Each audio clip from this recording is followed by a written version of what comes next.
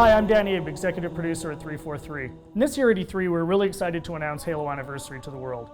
We wanted to give an example of campaign, so we used Silent Cartographer to really highlight some of the exciting features we're developing for the game.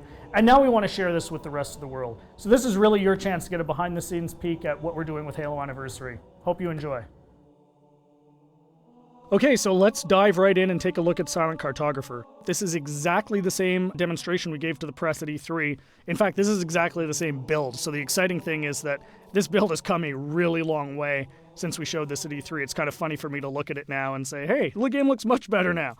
So the first thing you're going to see immediately on the fly-in is the graphical upgrade. I mean, the game looks fantastic. We spent a lot of time really lovingly bringing this into the current generation and, working very hard to make sure that this looks like a current generation title, something everyone can look at and just say, wow, this game looks fantastic. But the big test is really, how does it feel? So let's take a look. So we're going to charge the beach here.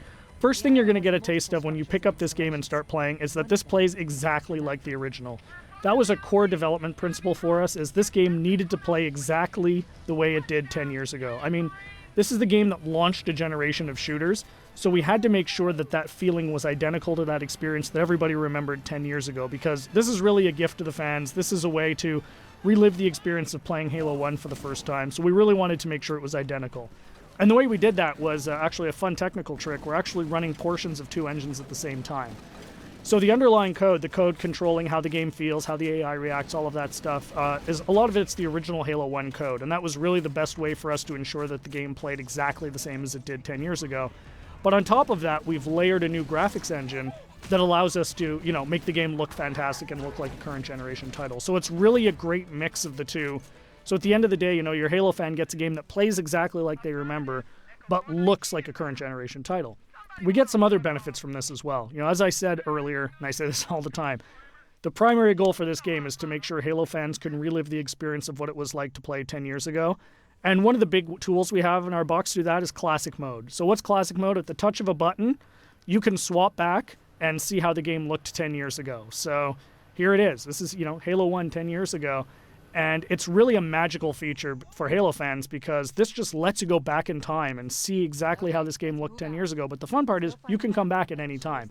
So Classic Mode gives you the ability to go back and forth whenever you want at the campaign. So one of the things that's fun to do is get out to a spot like this that, just looks beautiful. You've got the water, the sun reflecting over it, the Halo ring in the background, and say, hey, what did this look like 10 years ago? Touch a button, and there it is, right? I mean, it's really, really, really a lot of fun to go back and forth between the two modes. And this is something I personally get the most excited about. And I think, the fans are really going to love it too. This was definitely a big win at E3. As you can see, the other benefits you get from the new version is you've got the splash effects, the dust effects as you get back onto the beach. The game just looks great.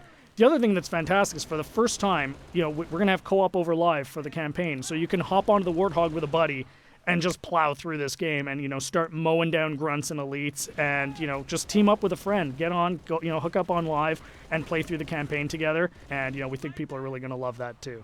I often say, what would Halo 1 be without the Magnum?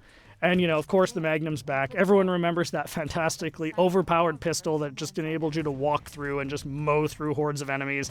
Tremendous amount of fun. So, we're excited to bring that back as well. Again, you can see the game plays exactly the same as it did. Cannot highlight that enough. That was really, really important for us to make sure that this game played the same as it did, because this is really an iconic game. This is the game that convinced a lot of people, myself included, that you could actually have a fun first-person shooter experience on the console. I mean, I was a hardcore PC shooter guy, who said you're never going to make a game on the console that is going to, make me want to play. And this is the game that changed my, my impression of it.